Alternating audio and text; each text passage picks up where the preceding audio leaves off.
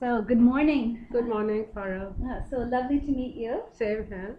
Um, this is Sooni Taraporevala, the famous Parsi photographer, filmmaker, and writer, and we're here to interview her for our women's oral history project. So, Sooni, can you tell us a little bit about the early days of your life, the kinds of things you did as a child, as an adolescent, anything you want to tell us about your memories of being a child and growing up? Well, I grew up in a very large extended family. Though I'm an only child, I grew up with a lot of cousins and aunts and uncles and grandaunts and granduncles. Grew up in an extended family with my grandparents, my two unmarried uncles, my parents, and myself. So I had a very happy childhood. I went to Queen Mary School for 13 years of my life. And after school, I went to Xavier's College for a few months, and I was bored with college. And at that time, I had a friend, I had a cousin actually, who was in Princeton, who came back for his holidays, and he suggested to me that I apply to American colleges. At that time, it was in the 70s. Nobody really went as an undergraduate, and to get a scholarship as an undergraduate was unthinkable. But I took my chances and I wrote out and sent a lot of applications, got lucky, and got admission and a scholarship to Harvard, and then went there. So those were my beginnings. Wow, wow, wow. So tell us more about what you studied and how Harvard was for you. I studied, my major was literature, uh, but I did a lot of film uh, and photography as an undergraduate. And it was amazing. It changed my life. It opened up my world. It opened up my horizons. It was amazing. Mm. Yeah. But you chose to come back to India after going to Harvard. Later, I moved back permanently in '93. Oh, okay. So I stayed. I was on the East Coast as well as on the West Coast. And I went back and forth, and then I finally came back. Yeah. So much of your life actually has been Yeah. moving between Yeah. the U.S. and Yeah. Mumbai. Yeah. Till '93, Uh-huh. and I Uh-huh. went in '75. Uh-huh.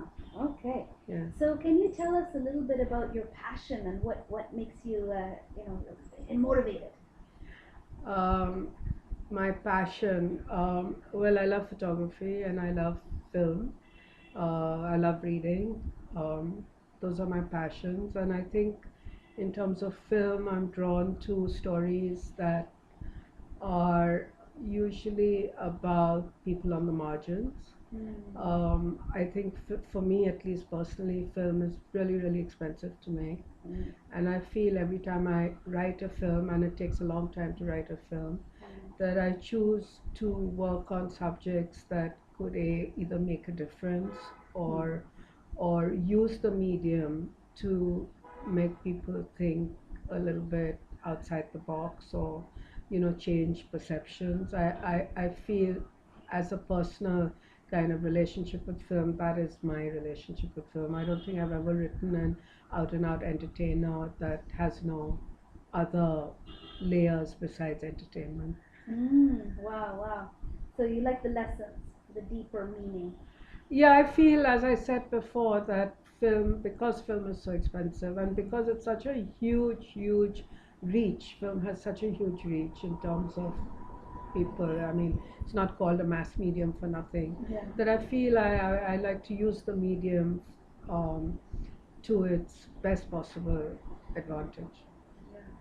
So can you tell us about one of the projects that you feel really proud of that you'd like to I'm proud of all showcase? my projects. Oh, well, Yeah, okay, then I'm tell us lucky about that all of I've them. never written a film that I'm ashamed of or I Oh, like to disassociate myself with. So I've been very lucky that way. wow, okay. Yeah. So then tell us about one of them. Start with one of them that you'd like to tell us about that, that what was it about it and the message in it and what would you like the world to know about that subject, the work that you did, Well, your I've involvement? talked a lot about it. I mean, the first film I made was Salam Bombay, and lots has been written about it and spoken about it, so I won't go into it here. Yes. The second film I wrote was Mississippi Masala. Yeah.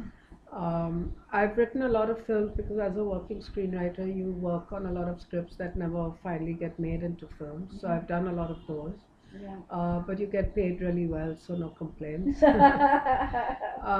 From the films that got made, it's Salam Bombay, Mississippi Masala, My Own Country, um, a book by Abraham Verghese that Mira made for Showtime. Excellent film that has not been seen that much. It's about AIDS and its appearance in America in the South, the beginnings of it in the 80s. And it's about Dr. Abraham Verghese's experiences being in the South at that particular period in time. Um, then Such a Long Journey, based on the book by Rohinton Mistry. Yeah. Then Dr. Ambedkar, which took the longest time, but I'm so glad I made it. Wow. I'm so glad I wrote it. Um, then my own film, Little Zizou, which I wrote and directed. Um, The Namesake, based on the book by Jhumpa Lahiri.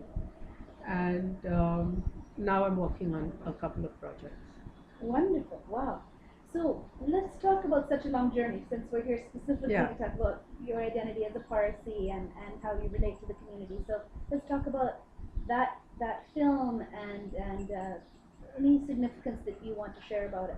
What would you like me to say about it?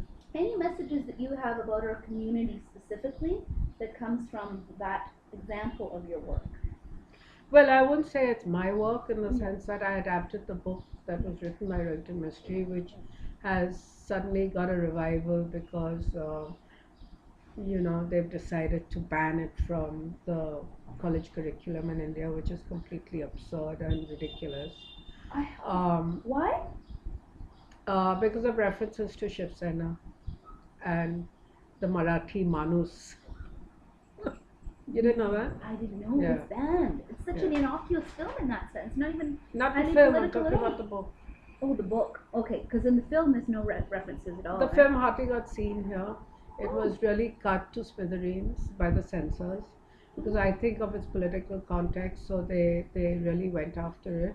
It was released during exams, so hardly anybody saw it. So it was a very shabby release here, but in Canada it did really well. Yeah. And Rohinton Mistry is of course Canada's national treasure. Yeah, absolutely, So, absolutely. yeah. Yeah, and I think the film did justice to the book. I should hope so. Yeah, I hope felt it did. Rohinton thinks so as well.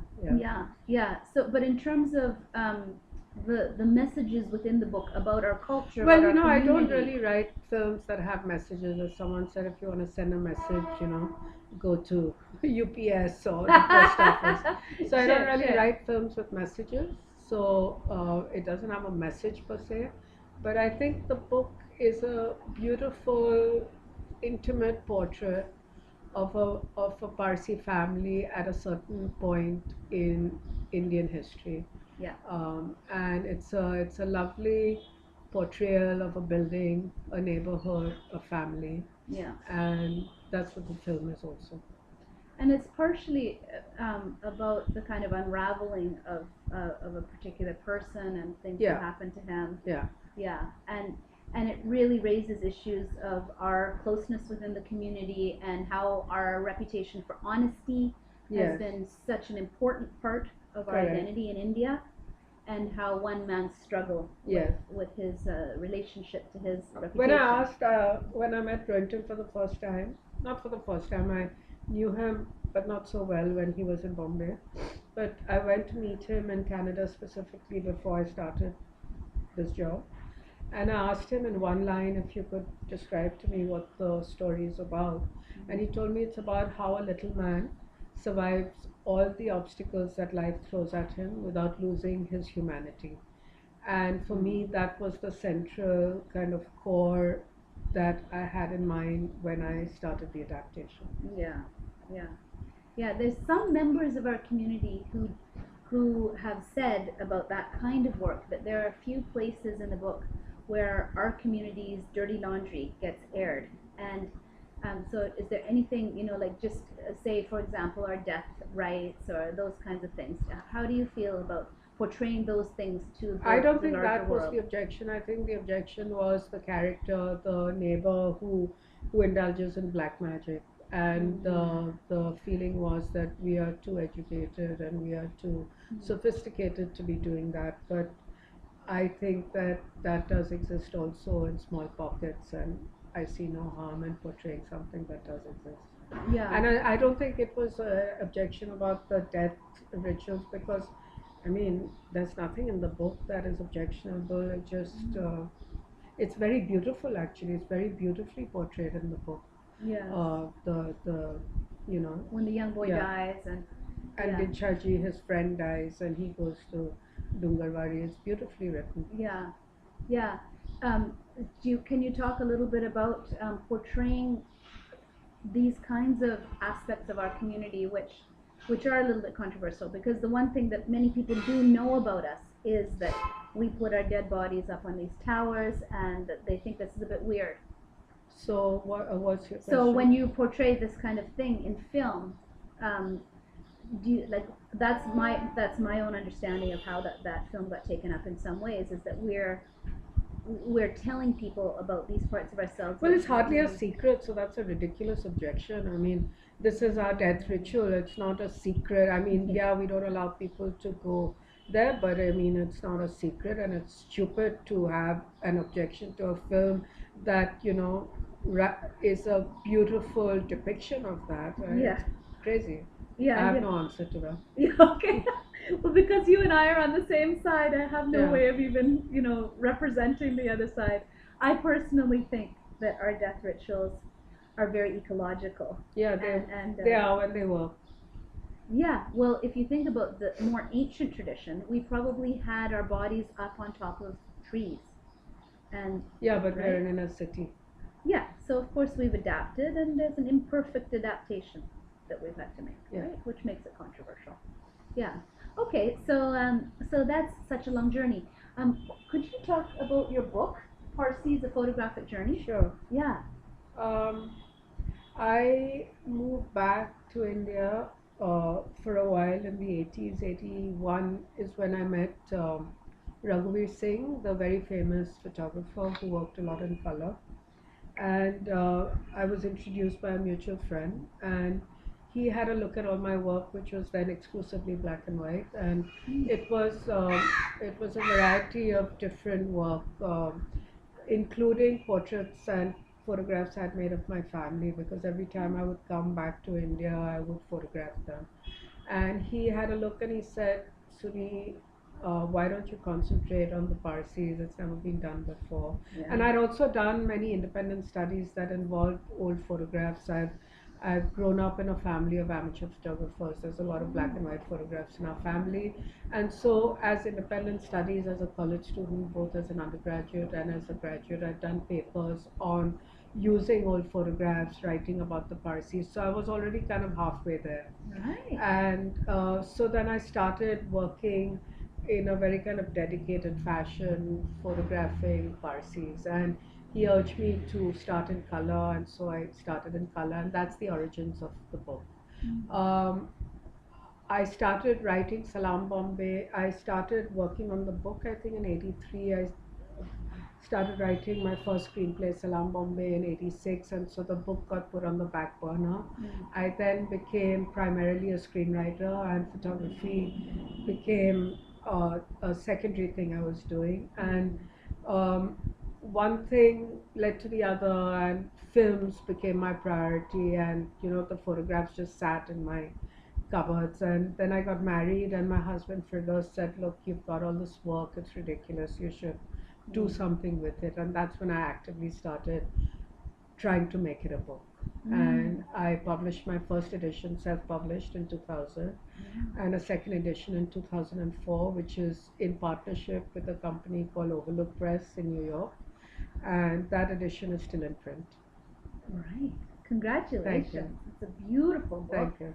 And one of the great testimonies to our community. Thank you. There's really nothing like it. Yeah. I'm very proud of it, because it also is a span of a long period of time, and so it's really also, besides being photographs, it's really also quite a record, visual record, which is what I wanted. Yeah. And a lot of people have since passed away, and so it's become quite precious to a lot of people. It's like a memoriam Yeah. of these people and their Yeah. lives. Yeah. So, do you feel like the book is both for us as well as for the outside Oh, world? absolutely. I think the people who enjoy the book the most are people like you who live abroad and who have to Yeah. explain who is a Parsi, and they Yeah. can just show this book and say, Yeah. "Here, Yeah. have a look. This Yeah. is what a Parsi is." Yeah, yeah, Yeah. absolutely, absolutely. Yeah. We're such a small community. Yeah. Nobody knows who we Yeah, are. yeah. And this is a wonderful Yeah. explanation Yeah. in the way that's Yeah. super accessible. Thank you. Yeah. That was the idea, to make it very accessible, not make it high funder, academic, scholarly, none of that. Mm-mm-mm. Yeah, but the pictures themselves are stunning. Thank you. Yeah, yeah. You've done a great job with it. Thank you. Um, so is there anything more you can talk about the work, like what you want the world to know about this book?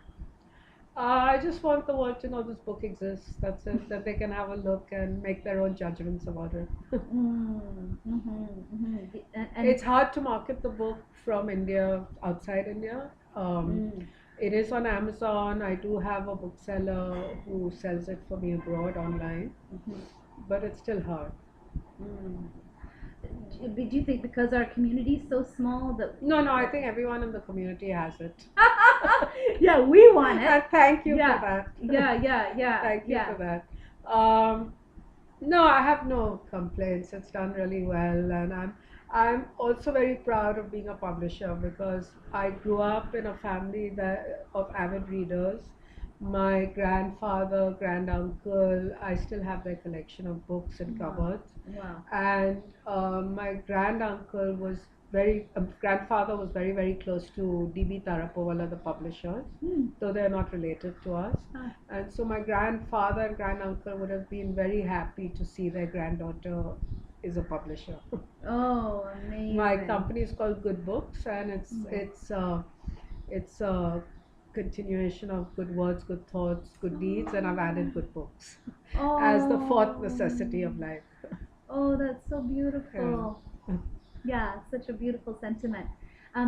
So can you? That is actually my granduncle who I was talking about. Oh, right there behind Yeah. you. You're standing on his shoulders. Yes, I am. Literally. I Yeah, yeah. Right next to the prophet. So can you talk about the deeper significance of your Parsi identity to your work, and especially to this kind of a beautiful book? Like what does being a Parsi mean to you? What relevance does that have? Well, I think being a Parsi means a lot more to people who maybe have grown up in America or moved to America, because identity is kind of paramount there, and everyone is looking for who they are, and But when you grow up in Mumbai, identity did not, at least when I was growing up, play such a paramount role because everybody was something. So my best friend was a Bori. I was a Parsi. I had a lot of Hindu friends. I had a Jewish friend. That was Bombay. It was completely cosmopolitan. It was completely intercommunal, and that's the way I grew up. So I'm very happy to be a Parsi. I feel very proud to be a Parsi. I think we're actually quite an amazing community in terms of our tiny numbers and how significantly we've contributed to this country. Yes. But aside from that, everyone thinks my work is exclusively about Parsis. Oh. But it's not really. I've only done this book, and I've done such a long journey, and I've done my own film Little Zizou, but everything else has not been Parsi related. So my work is not really, doesn't have this bedrock of Parsi identity as as it's not defined. My work is not defined by my being a Parsi, though I have with this book and my films addressed what being Parsi means, but it's not exclusively that, my work. Sure. Yeah. I think it's fair enough to describe you as a Parsi filmmaker, but not necessarily a filmmaker who makes work just about Parsi. Yeah, I'm a Parsi filmmaker, like someone would be a Hindu filmmaker, Yeah. but people don't get defined by that. People don't say, so and so is a Hindu filmmaker or Muslim filmmaker. So I would not want to be called a Parsi filmmaker because Okay. I'm a filmmaker. You're a filmmaker, Yeah. yeah. Just like I'm not a woman filmmaker, I am a filmmaker who's a woman. Yeah. But Yeah, yeah. These things are not the heart of exactly. your work. Yeah, Exactly. I relate to that. Yeah. Okay, so is there anything else that you want to say about the role of our community in India and the world, the survival issues? Is there anything you want to talk about that's kind of, there's some I pretty think our key community is very sweet. I mean, we are so crazy. issues. Yeah, so we are nuts. We are nuts. totally We are really eccentric. nuts. Yeah, that is so true. To I be love such that. a small community Yeah. and to be fighting over such stupid, inane things. And I mean, but I say that with a great deal of affection, Yeah, yeah, you know. yeah. So, um, I love the eccentricities, like yeah, I love the a bit eccentricities. I crazy. love the madness. I think we have to get our heads around the fact that we are kind of ostriches with our heads in the sand, trying to make believe that our community is still as it was a century ago, Yeah. but it's not. And look around you, every second young Parsi is marrying someone who's not a Parsi. Deal with it. Yeah, Don't put your heads in the sand and pretend it's not happening because it is happening. yeah, And the more you resist it, the more meanness and cruelty gets the into the picture, and it's completely unnecessary. yeah. We have been a community that has been very forward thinking, and we were the first to educate our women, etc. Yeah, yeah. So why now are we regressing and becoming this kind of caricature of ourselves? Yeah. So in terms of intermarriage, Intermarriage, allow the kids of Parsis who have married non-Parsis, allow their kids to become Parsis, welcome them into the community, welcome their spouses into the community. I mean, do not shun them, do not make them feel that the Parsi community is an exclusive, horrible place where they are not welcome. yeah. And these situations where a woman's married out and dies young and then doesn't get to have the last rites. Yeah, This it's is, crazy. yeah, terrible. And we maybe we were paternalistic, uh, copying the British in terms of that, but we have also been a community that has been about gender equality. Let's remember that side Oh yeah, and change our ways. yeah. But like you said, we've educated our women for so long, and one of the reasons we don't have as many kids as we could have is the age-old adage in the field of population control is educate the women and you'll have less kids. Yeah. Us, right? And But it's hurting us now. so we've educated our women to a great extent, Yeah. right? Even the It's people, not just the women, it's the men also who are educated who want fewer children. right? But it's harming us now. But I mean, that is what it is. It's the modern world. People don't want to have 5 and 6 children. They don't even want to have two. Yeah. Right? And they don't necessarily want to marry each Yeah. other. That's the other thing about education is that it teaches us to listen to our own drum. Sure. So then you marry who Yeah. you want to marry. And you're gay if you want to be gay, and you're Yeah. lesbian if you want to be lesbian. And to me, that's actually the sign of a community that really encourages freedom. Sure. And that I think we should be proud of. Yeah. But like you said, it's to a in a very kind of poetic, tragic way. It's bringing about possibly our Yeah. own extinction. Yeah. Is there anything any sort of thoughts you have just sort of on our survival and anything you want to talk I hope about? we'll survive. The demographic trends don't point that way. Yeah. Who's to say? I don't Yeah. know about that. Yeah. But I do hope that we start, as I said, welcoming people into the community instead of making it a race-based identity, which I don't think it ever was in Iran. It's something that we have done as a protective measure when we came to India, and we were a small bunch of immigrants, and we didn't want to be swamped by the general population. And now we've turned that measure into some religious stricture against, against allowing people to follow the religion, which I think is absurd because I believe that Zarathustra's religion was a universal one for everybody, not just for us chosen few of, now 49,000 or whatever it is. Yeah. So I think it demeans his religion to make it so exclusive. Yeah. Yeah. Yeah. And would you be willing to share the role of the religion in your life and what it's meant for you? I grew up next to a Parsi fire temple, Oh wow. Sureji Agyari. Oh wow. I stand on our balcony. My parents still live there, and we overlook. It's a beautiful agyari with a rising sun on its roof. It's very beautiful, and so I have a very intimate connection with religion. My grandmother was very religious, but she she was typical in the sense that my grandmother was quite modern in her time. She manicured her nails, she wore lipstick, and yet she was also very religious, and so I got that kind of blend from her. Yeah.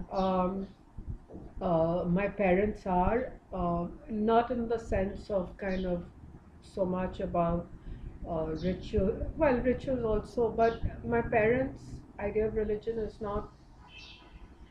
not that hidebound conservative. It's more a spiritual belief and a faith, which is also what I have. I go to the Agyari often. As I said, it's a personal relationship I have. I'm trying to instill that in my children. Right now, it's still, I don't know, I shouldn't speak on behalf of them. Mm. But the religion has played a significant role. Yes, in it your life. has. Yeah. For me, it has. Yeah. And what has that brought you? What does that mean to you on a day-to-day level? It gives me, um, I think my faith gives me a certain comfort and a certain assurance and a certain peace and strength. Yeah. Yeah, you talked earlier about Manashni, Kanashni, Tavashni, or Hamarta, Yeah. Yeah, are the basis of our religion. I must say though that growing up, probably somewhere down the road, it did not have. I think when I started my intellectual journey, I started questioning things and became more skeptical. But I think after I got married and after I had kids, I came back very quickly. Interesting. I can Yeah. relate to that. Motherhood changes Yes, us irrevocably. yeah. Yes. So then teaching your children about who they are becomes part of. Not teaching my children who they are, like being very worried for my children and enlisting Dada Almaja's help in keeping them safe. Do you have teenagers? I have two children, a boy and a girl. Yeah. One is 19 and one is 17. The 19-year-old, our 19-year-old son is at Brown University, a freshman. Oh, far away. And our daughter Yana is 17 and is in school here. Yeah, so you have teenagers, definitely. Yeah. Can you talk a little bit about the role of motherhood in your life and what part that journey for you? It's been a wonderful journey for me because I got married late. I was 37. I had Jahan when I was 38 and Yana when I was 40. Wow. So I was, at least by Indian standards, in America that would not be a big deal. But in India, it's like you're an elderly parent. Geriatric. Both my husband and I. So it's been great. It's really been great. And I worked all throughout, and my children um, were very, I guess they didn't know any different. But my mother also worked. When I was growing up, my mother was a teacher, primary school teacher. So that's all I've known actually. My mother's sister had a tailoring business. My grandmother had a business making embroidered beaded bags. And so I've grown up with women who worked, and I was a mother who worked as well. Luckily, I had a very, very good and extensive support system who helped raise my children, starting from my mother and my help at home to the neighbors. I mean, India is fabulous, as you know, in that sense. Yeah. I don't know how, if I could have done the same thing if I was in America. No, the middle class in India definitely, women middle class women in India have a much better chance of being able to balance Yeah, work life yeah, absolutely. than Yeah, and I was the very fortunate to be able to do that. So yeah. So that's lovely. yeah, That's lovely. So just on that theme of motherhood and talking about our youth, is there anything that you would really like our youth to know about our community, our religion, our future, our past? Is there anything that in this very rich life that you've led that spanned I would continents? say it all boils down to be kind. Mm, You know, and on this earth for a very short time. And there's no point believing stuff that hurts other people. I don't like violence in real life or in films. Uh, and I would say that's what it boils down to: be kind to people around you. And I think that is what our religion teaches as well: happiness unto those who give happiness unto others. yeah. And we're all in it together. Uh, be kind to yourself, be kind to the planet. That's what we need. Yeah, yeah, absolutely, absolutely. Beautiful message. Thank you. Beautiful message. Okay, so I would like to to to go back to your film, the one that you wrote yourself. Yeah, Little Zizu? yeah, Yeah. yeah, and just to ask you about it, the impetus I've written for all my films. It's the one I directed myself. Okay, so this is because you specifically talked about that also as one of your Farsi works. Yeah. Yeah. Little Zizu is a comedy Mm. that addresses serious issues with humor. So it was made in 2007, um, and it reflected, and it still reflects, even though it's so many years later, what's happening in the community. The main tussle and the main conflict in the film is between a kind of self-professed uh, religious godman slash leader and a very liberal newspaper editor. The liberal newspaper editor is actually more religious than the other guy who wears his religion on his sleeve, but actually at heart is not really a spiritual religious person who's just in it for the power. And the editor who is more tolerant is actually the more deeply religious person by his acts and his deeds. So that's the central conflict, and around it is a lot of humor and a lot of different things. So as I said, I wanted to not preach, and I did not want to um, kind of make the godman slash religious leader a serious character, because I didn't want to dignify that kind of character with being serious. So I was actually wanting to make fun of that character and mock that character more than treat him seriously. I think I succeeded. Oh, wonderful. Yeah. And there certainly are plenty of modern day examples of such Yes, characters. there are. Don't want to go into who it was modeled on, but everyone who's seen the film and knows the situation will guess immediately. Ha ha ha. It seems like today those kinds of characters are rising in most Absolutely, countries. absolutely. I made my film in 2007 about the Parsis, but I mean, it is all over the place now, and not just in the Parsi community. That was my intention actually, that to make a very local story that was also universal, that evoked other larger issues, other communities, and for sure it's relevant across the board. It's not exclusively Parsi at all. We couldn't open the newspaper in any country today Yeah, without hearing the story of some kind of zealous yeah, religious movement that's hurting people, yeah, right, from various religions. absolutely. Um, Absolutely. So, So I made the Parsi version of that story. right, Yeah. right. Now, do you see zealousness within our community? Of course, all the time. Yeah. That's the main conflict right now between the zealous protectors of the faith and the others. Yes, absolutely.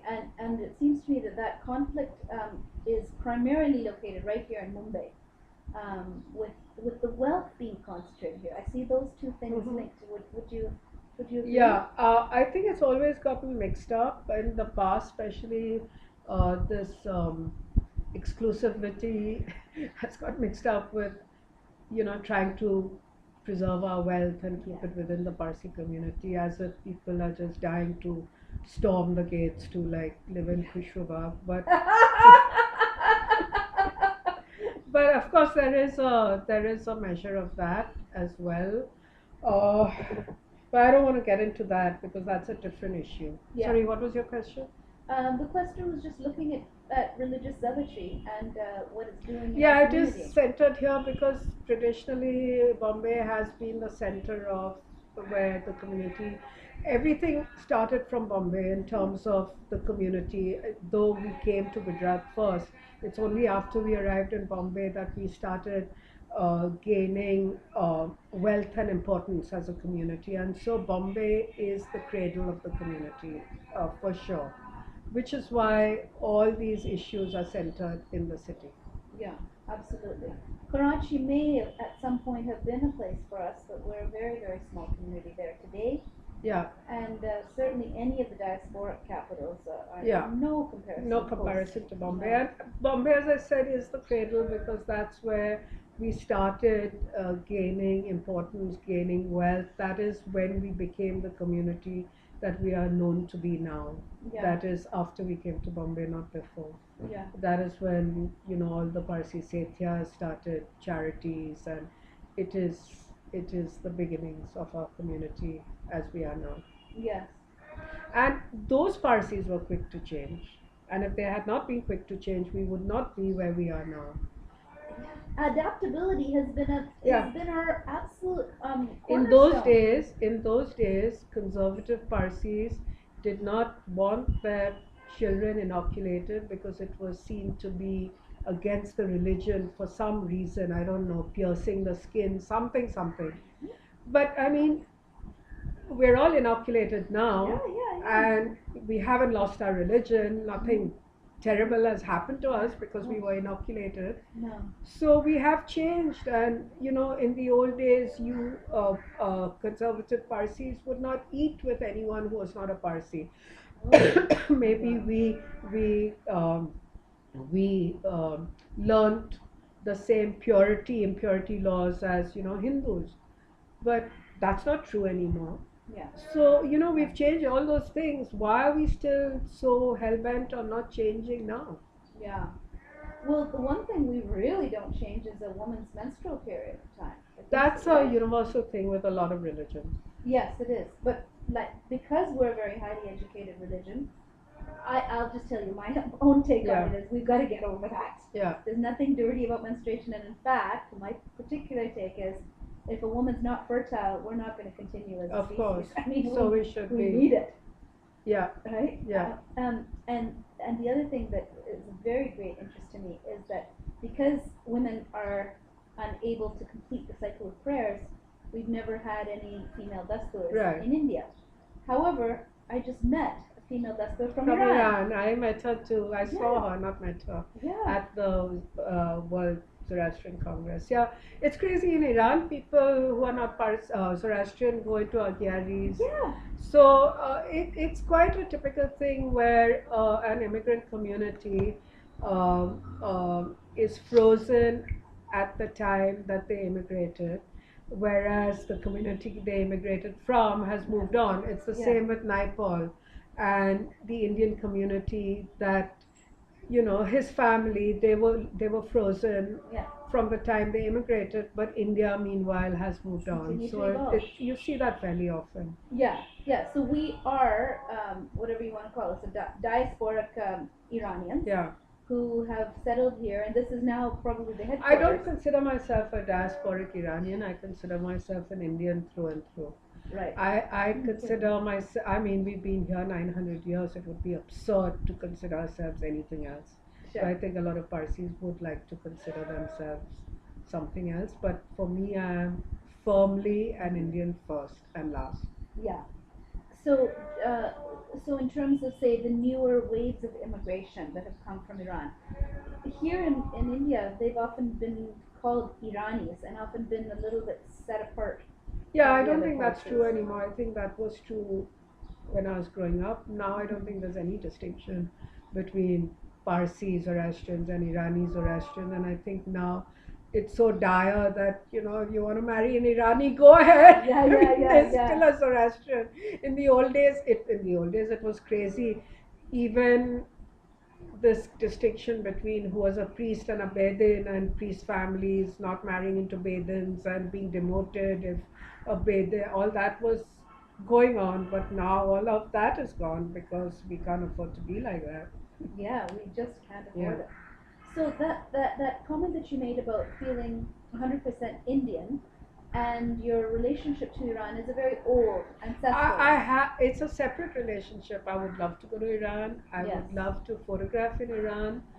Uh, and yes, in some sense, I have a feeling that Iran is very special Yes. to me. Okay. But still, I'm Indian. Yeah. I mean, I cannot consider myself as anything else. Yes. So the parts of Iran that we keep basically are our names and of course our religion, Yeah. and some traditions. Yeah, yeah. And would you say that that's quite true generally of most of the older settled Parsi community here? That our relationship to Iran is It depends. It's an individual thing. Some people um, have more of a relationship with Iran. Some people, like my dad, doesn't really want to go there um, because of, you know, because of Irani religious laws now. Yeah. I would love to go. I would love to go and photograph. I would love to go to Iran. Yeah. so one day you will, I hope so. and we'll see. Inshallah. Inshallah, you'll get to Iran wearing whatever you chador. have to wear to get My there. best friend, who's a Bori Muslim, who went to Iran, has been to Iran many times because Boris are Shias and Iran is a Shia Muslim there. Yeah. She said, Sooni, when you go to Iran, you'll feel so at home. Everyone there looks like you. Oh. And here in India, I often, and even in America, I had to keep like convincing people that I was Indian because I don't look typically Indian in the sense of what people's idea of typically Indian is, Yeah. which is also a kind of stereotypical thing because India is vast, we are diverse, there's lots of, different looking people. But so in that respect also I'm eager to go to Iran. Yes, absolutely. Just to fit in that way. Yeah, to fit in that The, way. the, Yeah. the visual. Yeah, and then I'll be out of place because people will think I'm Iranian. I'll say no, no Farsi. Yeah, right. Yeah. So that's part of what it is to be Parsi, is that we Out of have place this, everywhere. right? Or that we have many homes. Or many homes. Right? Yeah. I mean, it seems like you felt very at home in the U.S. I did. You've if you moved around a lot and felt comfortable wherever you've gone. Yeah. I think that is the hallmark of who we are. We go anywhere and manage to make it our home. Sure. And there are some people who are talking about trying to recreate a homeland for Parsis and all of this stuff. For our means Sadhe population. Yeah. The one that's more geriatric than young, and yeah. We should get a football stadium somewhere. And that'll be our home, and that'll be enough for all of us in this population where Exactly. the teeming millions keep reproducing. Exactly. We don't do that. Yeah. But let me say, I've been talking a lot about what's wrong with us. Let me say what's right with us. Yeah, please. I think that we have a fabulous sense of humor, and I hope we never lose that. Yes. We talked about our eccentricities and madness, and some Parsis are offended by that and think it's stereotypical. I celebrate it. Yeah. I think that's wonderful. Yeah. As I said, we have really achieved quite a bit considering what a small population we are. When we look back at historically what we've contributed to India and still do, I think it's pretty amazing. Yeah. And without any special concessions, no reservations, nothing. We have contributed a hell of a lot. And so in all those ways, we are very precious. And whenever I criticize the community, I always try and balance it out. And because as I said before, my feeling about the community is one of great affection. Yes, yes, beautiful. Yeah. Can you talk a little bit more about the contributions? Like your contributions, of course. So I we're can't. celebrating I right mean, now. everyone trots it out. It's in my book, etc. We've Yeah. contributed a whole lot. I mean, historically, from various industries to Air India to Tata's and everything. In every field, we have our contribution has been huge, actually. Yeah. So And then our charitable nature has added yes, to our that. charities have been also huge and still continue. Mm-hmm. Yeah, and our contribution to the city of Bombay slash Mumbai. Yeah. Um, yeah, we have helped to make the city what it is for sure. Oh, it wouldn't be Yeah, it Bombay, would right, be without what us. it is without us. Yeah. Yeah. Yeah. Yeah, absolutely. So, so any, we're here today to celebrate you and your contributions in your films Thank you. and your work. Absolutely. So, if you want to talk about anybody else's contributions that you would like to celebrate, anything that's special to you, Parsis. yeah, or anybody who made you what you are. I was a village, maybe what I am, starting from my family and my teacher in school, Rati Wadia, my English teacher, my parents, my grandparents, my granduncle, the books I read, the films I saw, my friends, my close friend and collaborator Meera Nair, all that whole village made me what I am. My husband Firdaus Battiwala, my kids Jahan, Iana. So you continue to grow, you continue to gain inspiration from the newer generation too. Yeah, absolutely, absolutely. I look to them actually now for lots of things in terms of my work. Yeah, Wow. I get advice from them about scripts. And I follow it actually. Wow, Yeah, wow, yeah. wow, wow. So do you want to just tell us a little bit about what you're working on now? I'm working on several things that are jobs, screenwriting jobs. But I have been working on a script of my own that I want to make. I've been working on it for 4 years on and off. Oh, It's a very large project. I don't know when it's going to happen. It's a script film project called Three and a Half. huh. It's a film that has nothing to do with Parsis. It's set in Mumbai now and Mumbai in the future in 2057. And three characters traverse the present and the future. It's a love triangle, it's a thriller, and it's partly science fiction, futuristic. Oh, wow. Yeah. Is that a slightly new genre for you? It's a very new genre for me. Wow. But I believe in doing new things and not kind of Yeah, spinning my wheels doing the same stuff over and over. yeah. And it's something that grew organically and started with something and has become what it is today. So that's my passion project right now. That's awesome. Thank That's you. awesome. Yeah. Well, you're in a country where film is so woven into the fabric of the culture. People Yeah. love Bollywood. They love movies. Yeah. They love cameras. I don't think there's any country in the world where you can walk around and children will Absolutely. Madam, photo. They'll Africa's just like that. African kids. Yeah. I was born in Kenya. Yeah. Nowhere near the same for I me. just came back from Uganda and Oh. they are very, very quick. So you put your camera up and they're there and then you turn and they suddenly go there again. They're very fast. So They yeah. love to pose. Yeah. Yeah, India is amazing in that sense. Of being a photographer, it's fabulous to be a photographer in India. In terms of film, yes and no. Yes, because yes, it's so vibrant and there's so much of it. No, because it's still, as you say, ruled by Bollywood, and to be on the margins is difficult, but that is improving slowly, slowly. Yeah, wonderful. Okay, well, we're coming to the end of our interview, so if there's anything else that you want to add about yourself, about your work, your influences, anything that you want to talk about. Um, can't think.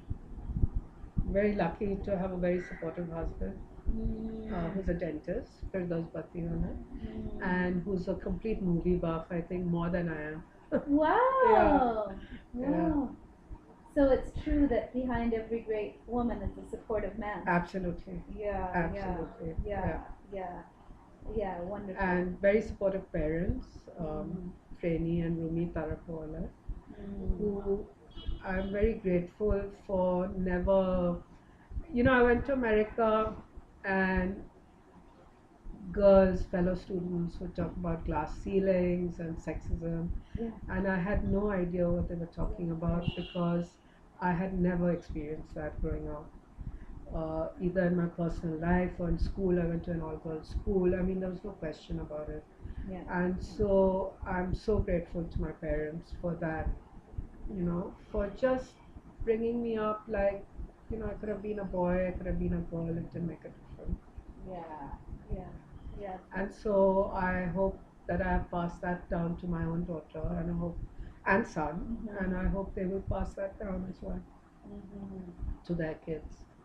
And I think having grown up with a working mother, I think my son will know uh, what that is like, and I hope that if he gets married, and I hope he gets married, he will support his wife, who I hope will work. Mhm. And I hope my daughter will also. But whatever they choose to do, they will have a choice. I mean, they may choose not to, but they will have a choice. Yeah, yeah. Beautiful. Well, Sooni Taraporevala, thank you so much. It's not Taraporevala, it's Oh. Taraporevala. Taraporevala. My apologies. No problem. So- The E is silent. Oh, okay, so Sooni Taraporevala. Porevala. Porevala. Thank you so much. You're most welcome, for- Farah. It's a pleasure to meet you. Thank Yeah. you. Yeah, lovely. Okay. Okay. Wonderful. So